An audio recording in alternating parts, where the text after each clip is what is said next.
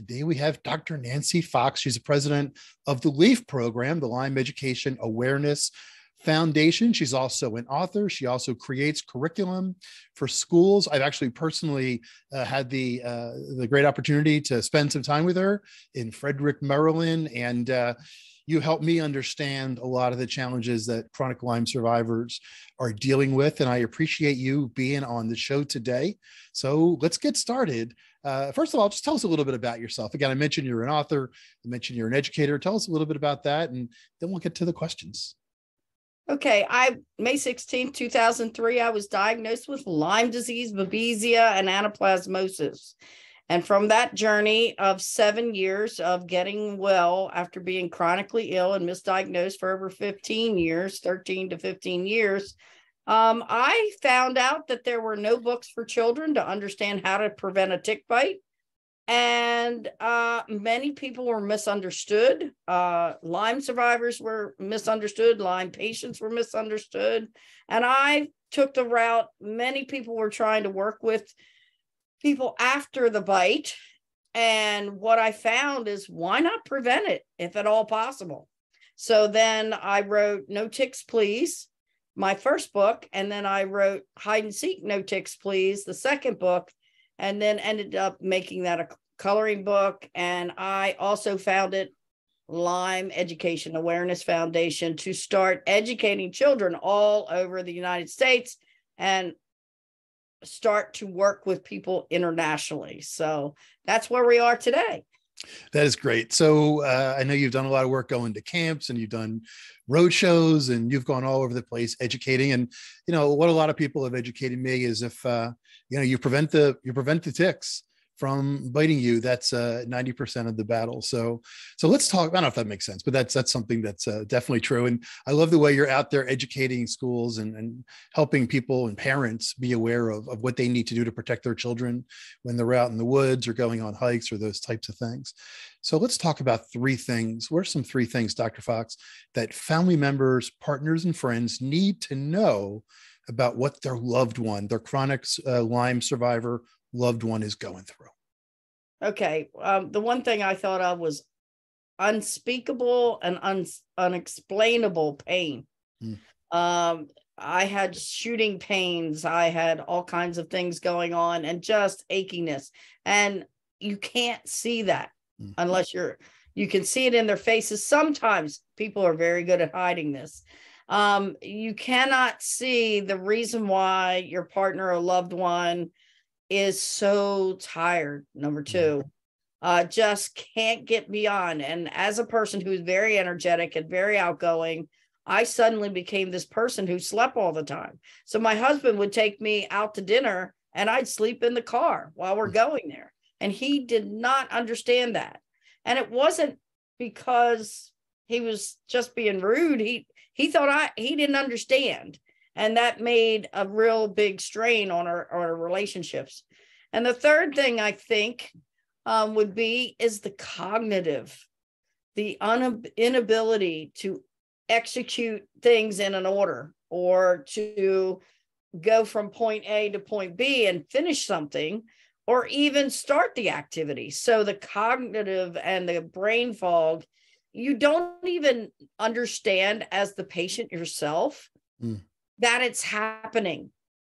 You're not in real time, as I call it. You have a delayed processing and a delayed response to your world, although you're unaware of it. Many people are. So that's a big one for me. Yeah, those three make so much sense. And I've spoken to, you obviously have dealt with tens of thousands of Lyme survivors in your career. You've helped so many. 18 months ago when I started this journey, those are things that have come up time and time again. And the way it's described to me is that it's the fatigue. You just can't even imagine what the fatigue is like. And I had as you know, I do a sales podcast called the Sales Game Changers Podcast. And I've interviewed a number of people who have succeeded in sales while having chronic Lyme disease. And I remember one woman who I interviewed said, the fatigue is beyond what you could possibly even imagine as a normal person, going through the daily basis of a day. That's a great way to explain it. And you don't know why. You can't explain it as the patient. So you don't understand why your body's not cooperating until you understand that your body's not cooperating because of the bacteria or the virus or the multiple bacteria and viruses that it's dealing with, and has no energy left for you to do your daily activities. Yeah. So what is the single best way to support a chronic Lyme survivor? Oh, I think that one is a difficult one. Number one, it has to be individualized, because we all want to be treated in our own individualized way. So for me, wanting somebody to simply make dinner or to simply just be kind and supportive and give me a back rub may not be what another Lyme survivor needs. I mean, they might not want to touch, because to touch them is very sensitive, and that just gives them more pain. So I think it's individualized. I think the best thing to do is to ask, and maybe the Lyme patient doesn't know right then, but try to look at what they're doing, what they need. Maybe they need you to go get that drink of water for them, as simple as that, or put on their shoes, and just say, I would like to help you. And if I did help you, what can you think of right now that you would need? Maybe just asking effective questions. Yeah. What shouldn't they be doing? You've interfaced with, like I mentioned, hundreds and thousands of people who are dealing with chronic Lyme. What do they tell you that their family or their friends are doing, their spouse, that they really wish they wouldn't do? Expect them to be themselves that they once knew. That's key. And no one, especially before you're diagnosed, before anybody really tells you this is what you have and this is what that means, the caregiver, the loved one, and even the Lyme patient does not know what that means. I mean, it is just, you shouldn't think that they can perform the duties or activities they did prior to getting Lyme and other tick-borne illnesses. That's my key to that, because most people and the Lyme patient should not expect themselves to be doing all the things, although we absolutely do. I'm going to get up and, 5 minutes later, you got to go back down and back to sleep. So that drive helps a little bit, but I once told my cousin, because she knew I had a chronic illness, and then she went into a chronic illness, not the same. But I said, the one thing I have to tell you, she said, I'm going to fight this thing. And the thing is, and it's different for everyone. You got to know when to fight, and you need to know when to give in and let your body heal. And unfortunately, the one thing I learned being a Lyme patient and learned from other Lyme patients is that timeline does not, most people get the flu, might be sick for a week or whatever, a few days. This goes on for years and decades for a lot of people. Yeah. And it is difficult to put in your mindset that forever or for a very long period of time, it'll be different. I want to follow up with that, if you don't mind. You're a very accomplished person. I mentioned again, you're an author. You obviously are very educated. You run a foundation. You help educate schools. You have a lot of energy. How did it to help people who are family, partners and friends understand, for someone like you who has so much energy and drive, and again, there's long moments when you just have to go to bed or whatever it might be, and you have the brain fog and whatever. Give us a little bit, if you don't mind, a peek into how you felt, knowing that you have this energy and you also have this bacteria-driven disease that prohibited you from having the energy that you typically would like to exude. I characterize it as at one of the darkest times in my my journey was not being able to get off the couch to go to the bathroom and having to crawl. For me, not to have access to my physical being to do what I've always done, and it being so simple in my head that why won't my legs support me? Why? I have to crawl. So, and the loved ones around me weren't aware that I had to crawl. So, and a friend of mine said, she would get paralyzed, temporarily paralyzed. So she couldn't move at all. And if she had to go to the bathroom, someone had to carry her there. So,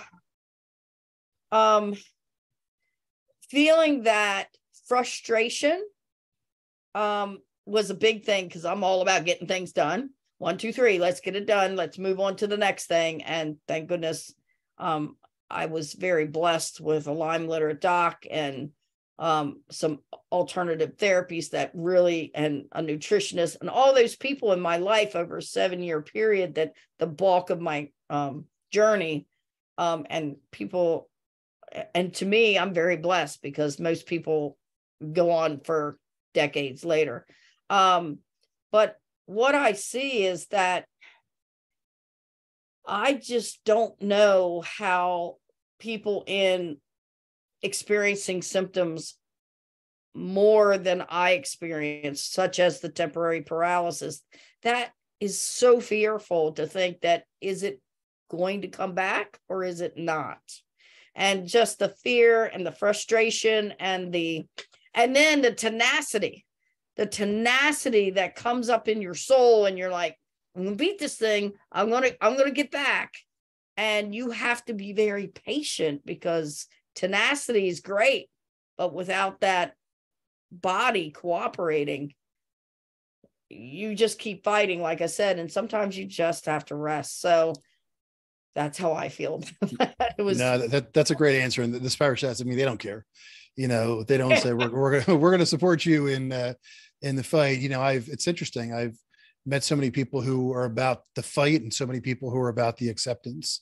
It's like, okay, I have this disease, the Lyme or the other tick-borne illnesses, and how do I live my best life with it? And there's still, like I said, on my Sales Game Changers podcast, I interview people who have achieved amazing things in their career and are working. And I remember I interviewed a woman who's a VP of business development for a large company that most listeners would be aware of, very well-known brand. And I was introduced to her by a friend of mine. Our friend said, you need to meet Fred. He wrote this book.